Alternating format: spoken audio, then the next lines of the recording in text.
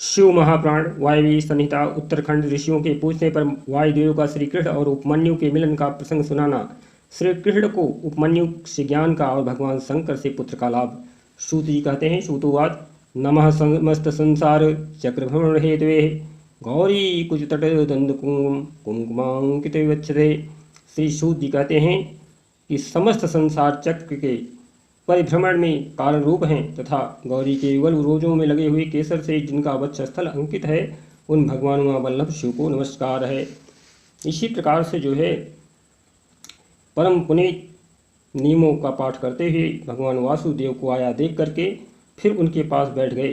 नियम समाप्त होने पर जब आकाश जन्मा वायुदेव मुनियों की सभा में अपने लिए निश्चित उत्तम आसन पर विराजमान हो गए, सुखपूर्वक बैठ गए। तब वह लोग वंदित पवनदेव परमेश्वर की श्री संपन्न विभूति का मन ही मन चिंतन करके इस प्रकार बोले, मैं उन सर्वज्ञ अपराजित महान देव भगवान शंकर की शरण लेता हूँ जिनकी विभूति समस्त चराचर जगत के रूप में फैली हुई है। उनकी शुभ वाणी को सुनकर वे निष्पाप ऋषि भगवान की विभूति का विस्तार पूर्वक वर्णन सुनने के लिए यह उत्तम वचन बोले। ऋषियों ने कहा, भगवान आपने महात्मा उपमन्यु का चरित्र सुनाया है, जिससे यह ज्ञात हुआ कि उन्होंने केवल दूध के लिए तपस्या करके परमेश्वर शिव से सब कुछ पा लिया। हमने पहले से ही सुन रखा है कि अनायास में ही महान कर्म करने वाले वासुदेव नंदन भगवान श्री कृष्ण किसी समय धौम्य के बड़े भाई उपमन्यु से मिले थे और उनकी प्रेरणा से पशुपत व्रत का अनुष्ठान किया। देवाधिदेव महादेव अत्यंत ही प्रसन्न हुए उनकी पूजा आस्था और विश्वास को देख करके। तो इस प्रकार से जो है भगवान श्री कृष्ण परम उत्तम पशुपत ज्ञान का किस प्रकार प्राप्त किया। वायुदेव बोले, अपनी इच्छा से अवतीर्ण होने पर भी सनातन वासुदेव ने मानव शरीर के लिए निंदा सी करते हुए लोक संग्रह के लिए शरीर की शुद्धि की थी।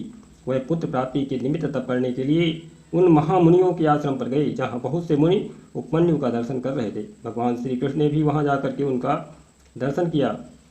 इस प्रकार से जो है मस्तक त्रिपुंड से अंकित था, रुद्राक्ष की माला ही उनका आभूषण था। वह जटा मंडल से मंडित थे, शास्त्रों से वेद की भांति अपने शिष्यभूत महर्षियों से घिरे हुए थे और शिव जी के ध्यान में तत्पर थे। इस प्रकार से जो है उन महातेजस्वी उपमन्यु का दर्शन करके श्री कृष्ण ने उन्हें नमस्कार किया।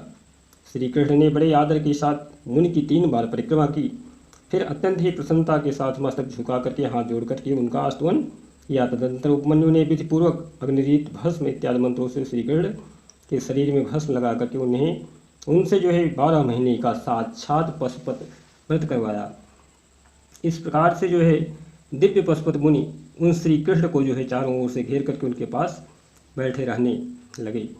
तो परम ऐश्वर्यशाली परमेश्वर शाम्ब शिव ने उन्हें दर्शन दिया। इस प्रकार से शाम्ब शिव ने उन्हें अपना पुत्र प्रदान किया, इसलिए श्री कृष्ण ने जाम्बवती कुमार का नाम शाम्ब ही रखा। इस प्रकार अमित पराक्रमी श्री कृष्ण भगवान को महर्षि उपमन्यु से ज्ञान लाभ और भगवान शंकर से पुत्र लाभ हुआ।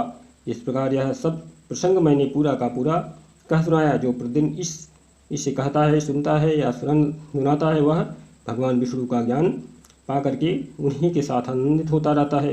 तो मलमास के महीने में, सावन के महीने में पुरुषोत्तम मास भगवान श्री कृष्ण विष्णु भगवान और श्री रामचंद्र जी के चरित्र का जो वर्णन करता है, सुनता है और सुनाता है, उसके समस्त पाप कट जाते हैं।